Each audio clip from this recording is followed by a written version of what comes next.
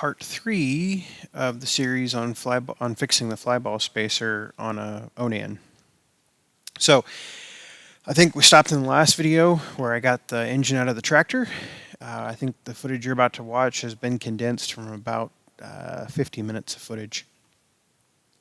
So I put the engine on the table. Naturally, you can see that I'm getting ready to do something because I forgot to drop the engine oil out. I think I even may have mentioned that somewhere in the video. So as we drain the oil here, or as I drain the oil, I'm going to talk a little bit actually on camera. I did a little bit of narration, and then after we get done with that, we'll come back and I'll narrate the rest of the video.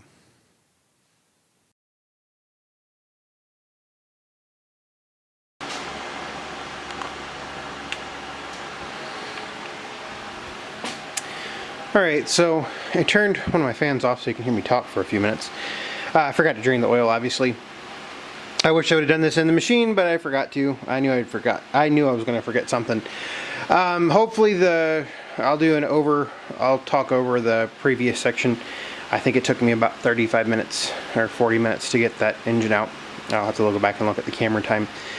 But overall, engine looks pretty good out of the machine.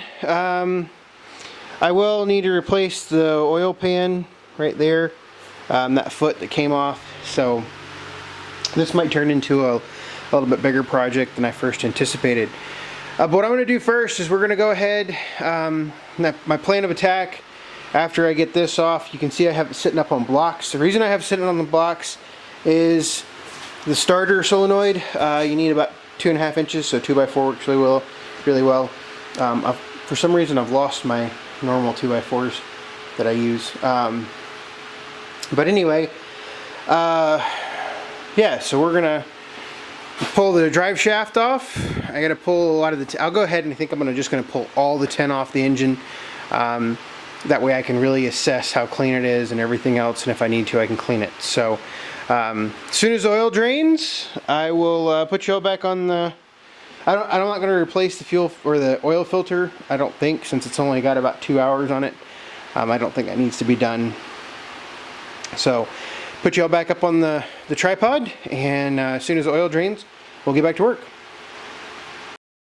Okay, so what I'm doing here is taking the drive shaft off. I've found that some type of impact will work best with taking the drive shaft, either air or electric or battery powered. It does take some force, and I would also use an extension. It's very hard to get in there and with just a regular ratchet without an extension.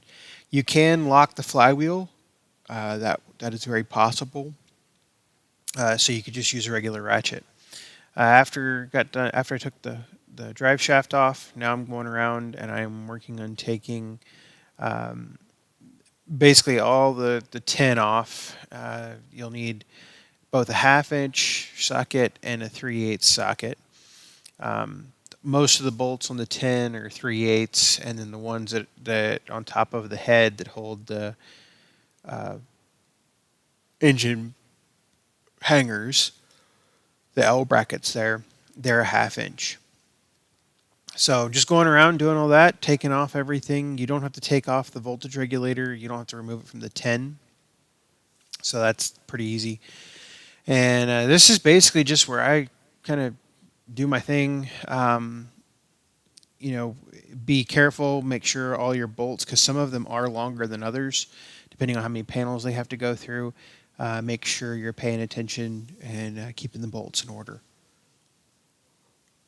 I use both a 3/8 and a 1/4 inch ratchet for this, and obviously now I'm on my phone.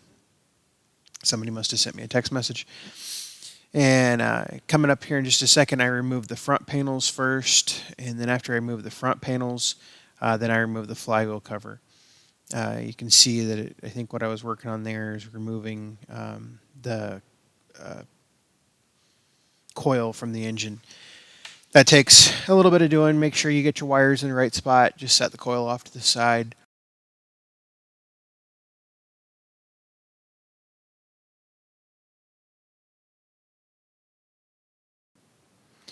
So what you're seeing me do here is I found some chafing on the wires. And I figured that would be, now I might as well go ahead and wrap them in electrical tape. The chafing wasn't bad. I certainly didn't need to replace the wire, but it was just something that it was rubbing. So now I'm going to start working on the fuel pump. You notice I got the needle nose pliers there to remove that line that runs to the crankcase. I think I showed that when we replaced the fuel lines on this machine in the 318 series. There are two 3/8 bolts on the bottom of the flywheel cover that you'll need to get. Tipping the engine up like that is actually pretty easy. After that, I think it was removing the couple springs for the governor parts, and then I think the last thing was removing a couple of the bolts from up on top of the engine. So now the flywheel's out. Pretty easy to do there. So I think I'm going to explain the flywheel in the next part of the video.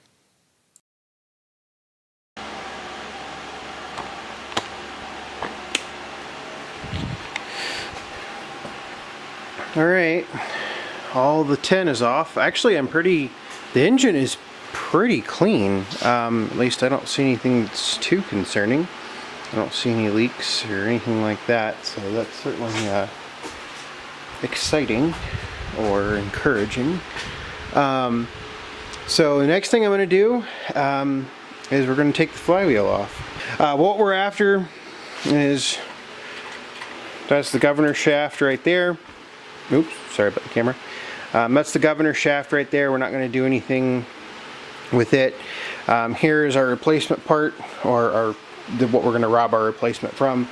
Hopefully this is helpful. I don't know if I'm going to speed this footage up or do it in real time. We'll see. So yeah, away we go.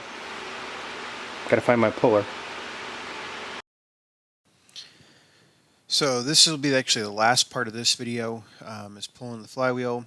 Basically pull the bolt that holds the flywheel in. That has to be torqued to 55 foot-pounds, so it can be a little bit of a pain to get out. You see I just put the puller on there, and you see I used the impact, and you saw the flywheel kind of pop off. One thing you do want to be really careful of is make sure that you don't do too far and have the flywheel fall off. If the flywheel falls on the floor, it'll crack, and you'll either have to spend, I think you can get them on eBay for $100-150, or buy one new from Deere for like $700. Next is the stator. You take the stator off. You got to take one of the bolts out that holds all the wires and everything on, because there's a little clip on there. So you got to take that off. After the stator, take off the magnetic pickup. This is where I start to clean everything, because for some reason all of that mess just gets everywhere behind that flywheel. So brake clean works really well here. Makes the job so much easier. You can see the nuts and bolts and everything.